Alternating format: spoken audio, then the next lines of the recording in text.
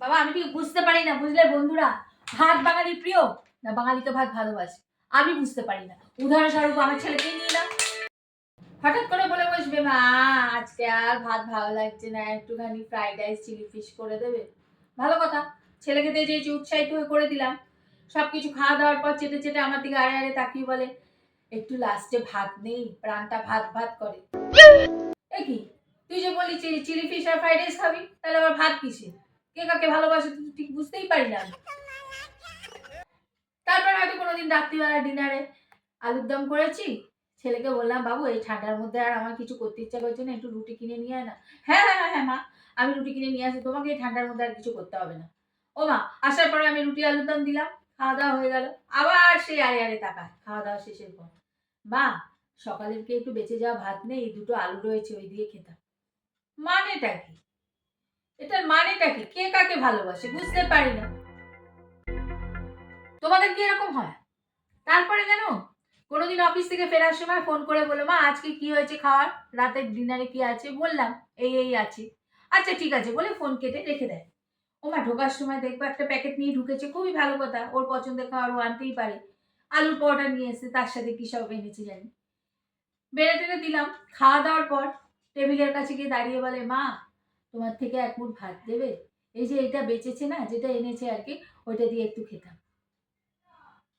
এইসবের মানেটা কি? কে কাকে ভালোবাসে ভাই? ভাত ওকে না ও ভাতকে? পুরোপুরি টোটালি কনফিউজড আমি। অফিসে যাবে, সকালবেলা অফিস, ঠান্ডা পড়ে গেছে। অফিসে যাওয়ার আগে বললো মা এই ঠান্ডায় আমাকে আর ভাত দিও না, যাওয়ার সময় আমাকে রুটি তরকারি দাও। খুব ভালো কথা, আমি রুটি তরকারি দিলাম, আমারও এক কাজে দু কাজই হয়ে যাবে, আমাদেরও জল খাওয়ার হয়ে যাবে। ও মা, একদিন দেওয়ার পর পরের দিন দেখলাম গুনগুন গুনগুন করছে রাত্রির বেলা এসে। বললো মা কালকে কি তুমি রুটি তরকারি দিচ্ছ তো? বললাম হ্যাঁ। বললো না তুমি না আমাকে ওই আলু সিদ্ধ ঘি ভাতই দাও, বুঝলে। কিছু বুঝিনি আমি, আমি বলে দিয়েছি আমি কিছু বুঝিনি, কনফিউজড। মাঝখানে সেদিন যেন পাড়ার একটা বিয়ে বাড়ি পড়েছিল। ভালো কথা, বিয়ে বাড়ি গেছি সেজে বুঝে, বিয়ে বাড়ির খাবার খাবো, এটা একদিন একটা আনন্দ। খেতে বসে থালা নিয়ে এধার ওধার ঘুরছি ডিশ নিয়ে। বললাম কি রে ঘুরছিস কেন? বললো না পোলাওয়ের সাথে তো দেখছি মাংস টাংস আছে, মাছও আছে, কোথাও কি সাদা ভাত আছে? সাদা ভাত খুঁজছে। আমি আর ওখানে ছিলাম না, চলে এসেছি।